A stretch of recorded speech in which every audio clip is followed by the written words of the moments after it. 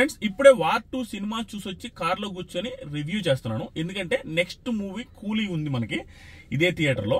So ఈ video చూసిన వాళ్ళు మళ్ళీ ఇంకొక 3 hours లో కూలీ రిలేటెడ్ రివ్యూ కూడా చెప్తూ దాంట్లోనే కూలీ వార్ 2 లో కంపేర్ చేస్తే ఏది బాగుంది అనేది కూడా చెప్తాను. ప్రస్తుతానికి వార్ 2 చూసిన తర్వాత నాకు అనిపించింది ఏంటంటే ఎన్టీఆర్ గారి ఫ్యాన్స్ కొన్ని సీన్స్ లో అరాచకంగా ఎంజాయ్ చేస్తారు. దాంతో పాటుగా ఎన్టీఆర్ గారి ప్రజెన్స్ ని ఎంజాయ్ చేస్తారు.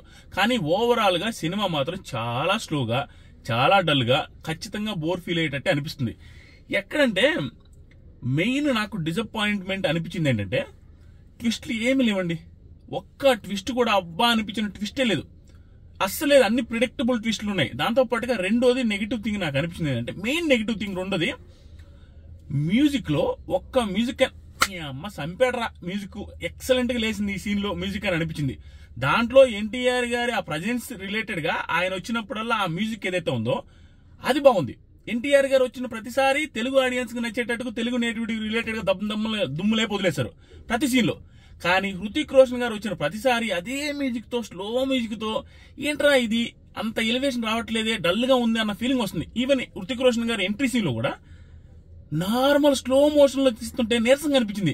కానీ ఈ ఇంట్రడక్షన్ సీన్స్ వస్తే హృతిక్ రోషన్ గారి కంటే ఎన్టీఆర్ గారి సీన్ లో ఈ బ్యాక్గ్రౌండ్ మ్యూజిక్ వల్ల ఎలివేట్ అయింది, అది బాగుంది. దాంతో పాటుగా ఇంటర్వెల్ ట్విస్ట్ ఒక రకంగా ఉంది.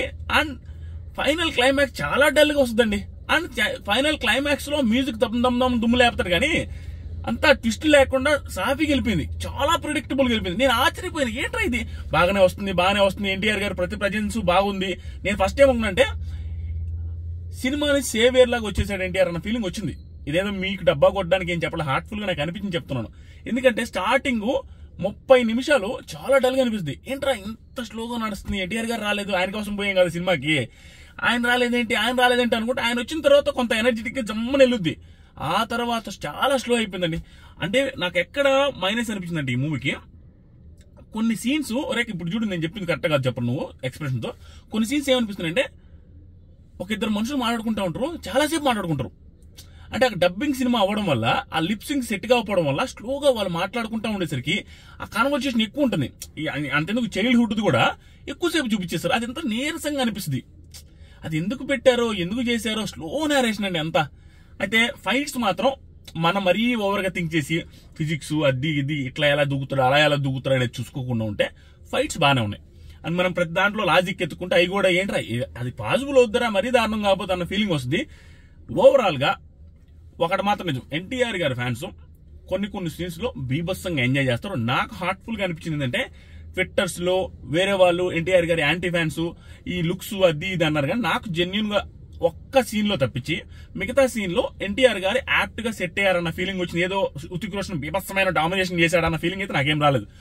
ఆల్మోస్ట్ ఇద్దరికి మ్యాచ్ సెట్ అయిందన్న ఫీలింగే వచ్చింది. ఒక్క సీన్ లో మాత్రం నాకు ఆ లుక్స్ సెట్ గా అనిపిస్తుంది, మరీ సన్నంగా అనిపించారు. మిగతా సీన్లు అన్నింటిలో ఆ బల్కీగానే అనిపించారు. ఆయనతో పాటు మరీ డౌన్ అయిపోయి ఆయన బాడీ బిల్డర్ గా అన్న ఫీలింగ్ అయితే రాలేదు. ఓవరాల్ గా హీరోయిన్ నాకు బాగా నచ్చింది, ఆ బికినీ సీన్ కూడా బాగానే నచ్చింది. సాంగ్స్ అనవసరంగా ఒక సాంగ్ అయితే అనవసరంగా పెట్టారన్న ఫీలింగ్ వస్తుంది. అండ్ ఎన్టీఆర్ గారి డాన్స్ లో హృతిక్ రోషన్ గారి డాన్స్ ఇద్దరు సూపర్ అనిపించింది. ఆ ఒక్క సాంగ్ లో మాత్రం ఇద్దరు డాన్స్ సూపర్ ఉంది. ఆ సాంగ్ ఓకే, కానీ మిగతా సాంగ్ ఎందుకు పెట్టారో అర్థం కావట్లేదు. అది పెట్టకుండా ఉన్నా బాగుండు. ఓవరాల్ గా సినిమా నాగవంశీ గారు స్టేజ్ మీద ఏదైతే చెప్పారో మీరే బాధ్యత తీసుకొని మీరే తెచ్చుకొని రావాలి కలెక్షన్ అని చెప్పారో అక్కడి నుంచి డౌన్ ఫాల్ స్టార్ట్ అయిందండి. అనవసరంగా అట్లా డైలాగులు కొట్టడం నాకు అనిపిస్తుంది. అది అనగానే అనిపించింది, ఏంటి ఇలా అంటున్నాడు, ఏంటి సినిమా బాగుంటే డైరెక్ట్ గా వస్తాయి కదా, ఎందుకు మీకు బాధ్యత ఏంటి, ఆడియన్స్ కి బాధ్యత ఎలా ఉంటుందని నాకు అర్థం కదా.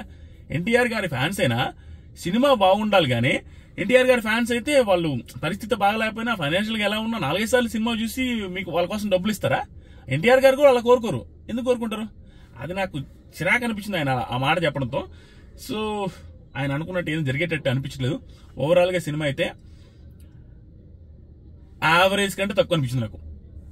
బిలో యావరేజ్, చాలా నీరసంగా అనిపించింది. అసలు ప్రెడిక్టబుల్ స్టోరీ, నో మ్యూజిక్, ఆ తర్వాత ఇద్దరు భయంకరంగా యాక్టింగ్ చేసే కెపాసిటీ ఉండే వాళ్ళని పెట్టుకొని స్లోగా నడిపించేశారన్న ఫీలింగ్ వచ్చింది. ఎన్టీఆర్ గారు లాంటి యాక్టర్ ని ప్రాపర్ గా యూజ్ చేసుకోలేదని క్లియర్ గా అనిపిస్తుందండి. మీకు ఎలా అనిపించిందో జెన్యున్ గా కామెంట్ చేయండి. నాకు అనిపించింది జెన్యున్ గా ఇదే. ఇంకేమైనా చెప్పాల్సింది మిస్ చేశాను రా, అన్ని చెప్పాను. నాకు ఇంతే, ఇంకంతకుమించి ఏం అనిపించలేదు. మీకేమనిపిస్తుందో జెన్యున్ గా హార్ట్ఫుల్ గా కామెంట్ చేయండి. అంతే. Thank you so much.